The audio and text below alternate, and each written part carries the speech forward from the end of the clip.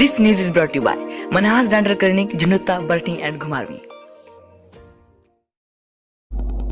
नमस्कार, आप देख रहे हैं न्यूज अपनी आवाज। नवनियुक्त झुनुत्ता ब्लॉक कांग्रेस कमेटी के पदाधिकारियों व कार्यकारिणी सदस्यों को नियुक्ति पत्र प्रदान कर संगठन को मजबूत करने के लिए विशेष बैठक का आयोजन कांग्रेस पार्टी के ब्लॉक प्रधान सतीश चंदेल की अध्यक्षता में झुनुत्ता में आयोजित किया गया। बैठक में प्रदेश कांग्रेस कमेटी सचिव विवेक कुमार, डॉक्टर दिलीप धीमान व पूर्व विधायक डॉक्टर बीरराम किशोर ने भी अपने अपने विचार पार्टी को मजबूत करने के लिए रखे। जो है वो निजीकरण के ऊपर है। एयरपोर्ट आपने बेच दिए। 2030 तक जो है एक पत्र निकालता है मंत्रालय कि 2030 तक नई नौकरियां नहीं मिलेगी। आप बताओ, जो युवा है वो पूछो कि अगर आपको जो है नई नौकरी नहीं मिलेगी तो आपने 2 करोड़ रोजगार देने का वादा क्यों किया था? और जो नौकरी के अंदर लोग रहे हैं 58 साल से, उनको जो है वो 50 साल में रिटायरमेंट दूंगा कि कांग्रेस पार्टी को जो है वो एक अच्छे तरीके से ये चुनाव लड़ना चाहिए, और ताकि ये पार्टी सिंबल पे चुनाव नहीं होगा, लेकिन फिर भी पार्टी अधिकृत कैंडिडेट होते हैं तो ज़्यादा से ज़्यादा जो है अपनी म्यूचुअल अंडरस्टैंडिंग जो है कांग्रेसियों को बनानी चाहिए, ताकि आने वाले समय में कांग्रेस विचारधारा के जो लोग हैं वो पंचायती राज संगठन के अंदर चुनकर आएँ और अपनी अपनी पंचायत का विकास करें। ऐसा जोश भरा जाए जिससे कि सबको ये लगे कि कांग्रेस कमज़ोर नहीं है और झुनुत्ता कंस्टिट्यूंसी की कांग्रेस कोई कमज़ोरी नहीं दिखाएगी। रहे विचार तो ये मुद्दा सब ने कहा कि संगठन क्या है। ये बहुत बड़ा विचार है कि संगठन है तो हम हैं, अगर संगठन नहीं है तो हम नहीं हैं। तो संगठन को मजबूत कैसे करना है, ये कार्यकारिणी बन गई, आप सबको बधाइयाँ हो गई, सब कुछ हो गया, लेकिन उसके बाद कार्य किसने करना है?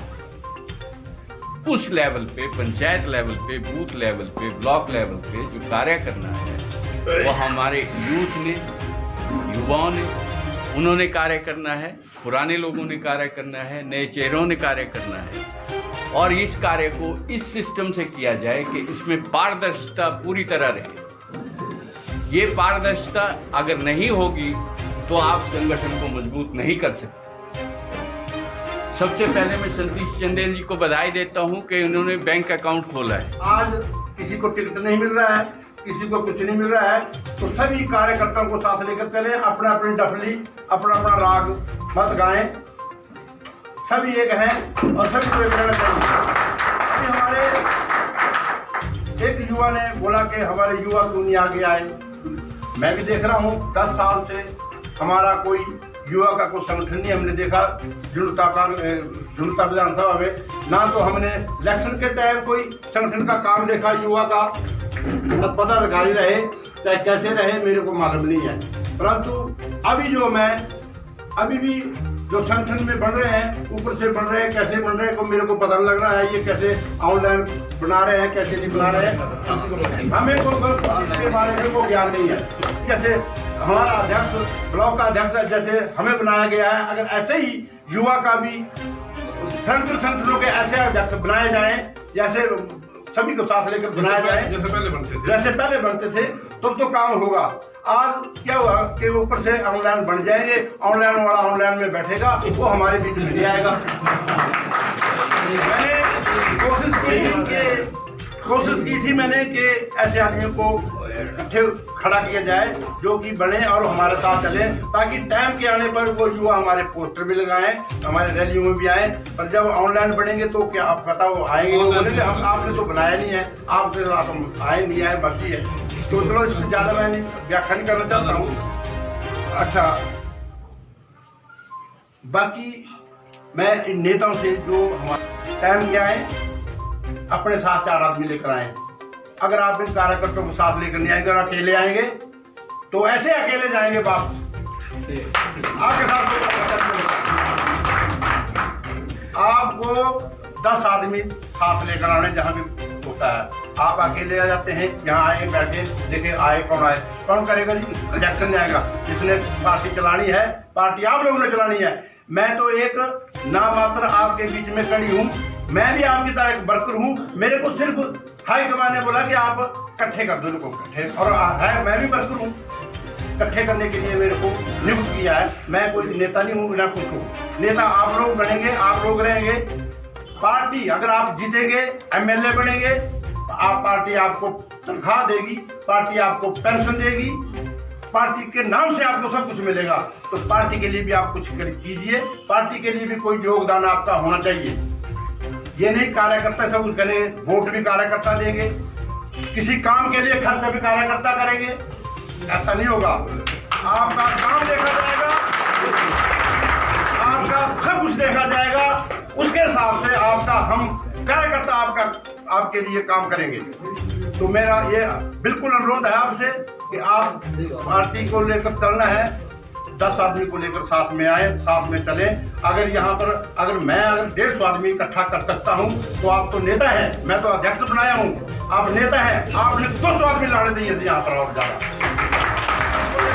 किसको बताया आपने, किसको टेलीफोन किया आपने? नहीं किया। मैंने आप लोगों को टेलीफोन किया कि फलाने आदमी को आप बोलो, आपने नहीं बोला, किसी को नहीं, वो एक भी आदमी नहीं आया। और मेरे को टेलीफोनों पर बोला कि हाँ हम बोलेंगे, हम ये करेंगे, कुछ नहीं कर रहे हैं।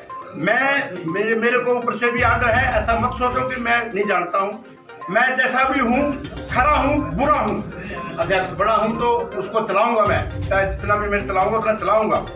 पर ऐसा सोचे आप कि हम देखेंगे सतीश कुमार के पास आदमी हुए, ऊपर से जाग रहे हैं, ओके जा रहा था, मैं आ गया आपको कार्यकर्ता बनाया, मेरे को भी कार्यकर्ता ने बनाया। मैं तो कुछ नहीं हूँ, मैं थोड़ी नेता।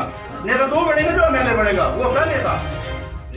ऐसा मत सोचो कि ऊपर से देखना है जहाँ कर कि आगे 4 आदमी तो मैं भी बैठ जाऊँगा कुर्सी पर आकर, ऐसा नहीं है। नेतागिरी करनी है तो ठीक तरीके से करो, और यहाँ आप सारा बंदोबस्त करो, आप करेंगे बंदोबस्त सारा। तो आगे मैं थोड़ा सा 2-4 शब्द मेरे बोलने पड़ेंगे आज, जो भी है आगे क्या पार्टी के मैंने कहीं उसे कंसल्ट किया। ऐसा होता है हर पार्टी के डिस्ट्रिक्ट में खाते हैं, हर हिमाचल के प्रदेश में खाते हैं। मैं अपने जिला में मैंने इसलिए कमेटी बनाई है, कमेटी के थ्रू मैंने खाता जो है उसमें खोला है, और वो खाता ऑडिटेबल होगा। जो भी उसमें पैसा आएगा, चाहे कोई एनजीओ से आए, चाहे किसी से आए, चाहे आप लोगों की कटी होगी उसमें जाएगी, और जो भी खर्चा होगा उसका हिसाब किताब आपको दूसरी मीटिंग में मिलेगा कि ये खर्चा इतना पैसा आया और खर्चा हुआ। एक बात और मैं चाहता हूँ कि मेरे कॉन्स्टिट्यूंसी बड़ी लंबी, आपको धर्मशाला में रैली के लिए जाना पड़ेगा, 4 बजे उठकर आपको बसों में वहाँ जाना पड़ेगा। एक तो आपसे 1000 रुपये लो जी, बस का दो आप किराया, 4 आदमी देंगे तो 10 नहीं देंगे, गरीब होते हैं नहीं देते हैं। तो मैं चाहता हूँ कि पार्टी में ऐसा फंड हो जाए कि आप लोगों से एक पैसा नहीं लिया जाए। आप लोग अभी जो 10-10 रुपए देंगे, आपको कोई बोझ नहीं पड़ेगा, और उसे एक दिन आपको 3000 देना पड़ेगा तो आपको बोझ महसूस होगा। अगर हर बार 10 रुपए 20 आप कार्यकारिणी के आदमी हैं, सभी आप कार्यकारिणी अपने आप ही खुद, और जो हमारे नेता हैं 5-6 जो टिकट के दावेदार हैं वो थोड़ा ज़्यादा दें, और जो कम है वो कर सकते हैं हमारे साथ आकर, वो पीछे रहेंगे, वो सबसे पहले हार डालेंगे। यहाँ आकर डॉक्टर बीरू हो चाहे कोई जो भी नेता होगा उसको पहले हार डालेंगे, डॉक्टर हाँ ठीक है इनका डिजोरी को, और जो यहाँ आज बैठा हुआ है उसका डिजोरी होगा, उसका काम नहीं होगा, ऐसा नहीं होगा चलना। जब तक सतीश कुमार अध्यक्ष का साथ नहीं होगा ना चलने दूंगा मैं। मेन आदमी है, कोई जनरल सेक्रेटरी है, मेंबर है, बाकी हमारे छोटे कार्यकर्ता नहीं बुलाए क्योंकि अभी तक कोरोना पूरा खत्म नहीं हुआ है, अभी कोरोना चला हुआ है। हमारा चला हुआ सिर्फ पहले का चुनाव तो 6500 वोट नीचे चले जाते हैं। क्यों जाते हैं, क्या वजह है? वो 5 सीट है, ये भी कांग्रेस के पास रहती है, गंडीर वार्ड भी कांग्रेस के पास रहता है, बरठी वार्ड आधा है, दूसरों की टांगे खींचेगा मेरे साथ। तो ये कसम खानी पड़ेगी, ये कसम खिलाऊंगा मैं आपको। इलेक्शन से 2 महीने 3 महीने पहले मैं कसम खिलाऊंगा आपको कि आपको पार्टी के साथ चलना पड़ेगा। जब पार्टी के झंडे के अगर कांग्रेस पार्टी के सत्ता सिपाही है तो किसी एक आदमी के नहीं, आप पार्टी के हर पार्टी के साथ चलना पड़ेगा। क्योंकि ये तो हमने पार्टी लेवल पर देने हैं और उनके साथ चलना पड़ेगा सभी को, जब एकजुट होकर जब सभी पास कर देंगे। और रही बीडीसी की बात, बीडीसी में भी ऐसा होगा क्योंकि ये पार्टी की आवाज होती है, पार्टी के गिने जाते हैं। जब यहाँ जिला परिषद या बीडीसी का वो प्रेसिडेंट बनता है, अध्यक्ष बनता है, तब जिसके कितने आदमी हैं उसका वोटिंग होती है। तो उसके लिए भी हमें पार्टी लेवल पर देना पड़ेगा। छाती चौड़ी करके जो है अपने काम कराएंगे, नहीं तो कोई काम नहीं होंगे। धन्यवाद। जय हिंद, जय हिंद। मैक्सिमम कोशिश की है कि ज़्यादा से ज़्यादा नए लोगों को हमने इसमें शामिल करने की कोशिश की है। पुराने लोगों को हमने थोड़ा सा पीछे रखा है। और मैं सबसे ये प्रार्थना भी करना चाहूँगा, जिनको पोस्टें मिली हैं उनको बहुत बहुत बधाई देना चाहूँगा। और ये जो आपको पोस्ट मिली है, ये सिर्फ एक चीज़ों का जिक्र किया जा रहा है। ये इलेक्शन अब हार जीत के निर्णय में, मैंने पिछले इलेक्शन के बीच में भी हर जगह ये चीज़ बोली थी कि डॉक्टर गिरिराम की हार जीत का इलेक्शन नहीं है। ये इलेक्शन है कि हिंदुस्तान में डेमोक्रेसी रहेगी या नहीं रहेगी। मुझे नहीं पता किसने सुना, किसने रखी, याद रखी है, लेकिन मैंने हर जगह बोला है। और आज मुझे खुशी है कि हिंदुस्तान के हर कोने से हर लीडर इस चीज़ को बोल रहा है कि डेमोक्रेसी खतरे में है। इवन हमारे जो जजी साहिबान हैं उन्होंने भी बोला और सब संस्था ने इसका जिक्र किया है कि इतना बड़ा खतरा जो है आज कांग्रेस के बनाए हुए इस सारे परिवार को, संगठन को, हमारे कर्मचारी भाइयों को जो ज्यादातर बीजेपी का समर्थन करते थे, आज उनके गले में फांसी लग गई। आप देखिए एक रेलवे कोई प्राइवेटाइज किया, क्या किया? 150 गाड़ियां, 109 रूट पहले तो यहाँ खत्म कर दिए, जितने भी लोग लगे थे वो पीछे। उसके बाद उसमें क्या हुआ कि जिनको उन गाड़ियों को जो यहाँ चलेगी उनको चलाने वाले लोग भी वहां से आएंगे जहाँ से जल की ट्रेनें होंगी। तो 3 लाख आदमी जो है बाहर से आएंगे। हमारे ये जो बच्चे हैं इनको क्या मिलेगा? जिन्होंने कल को रोजगार चाहिए उनको कहाँ से मिलेगा? और ये सिर्फ एक चीज का प्रश्न नहीं है, ये हर संस्था जो है आप दी गई और कांग्रेस पार्टी ने जितनी भी संस्थाएं बनाई थी उनको खत्म कर दिया गया। और उनको खत्म करके जो व्यवस्था बनाई गई है उस व्यवस्था में जो पढ़ा लिखा लोग है, रेड आदमी है, उसके लिए तो कोई रोजगार किसी की व्यवस्था रखी नहीं है। सिर्फ लेबर क्लास को कहीं ना कहीं किसी तरीके से। इस चैनल पर लगातार न्यूज़ देखने के लिए सब्सक्राइब करें हमारे चैनल को और साथ ही दबाएं इस बेल आइकन को, ताकि आप सभी को हमारी न्यूज़ सबसे पहले पहुंचे। और साथ ही हमारे फेसबुक पेज को भी लाइक करें। इसी के साथ न्यूज़ अपनी आवाज़, खबर पल पल की।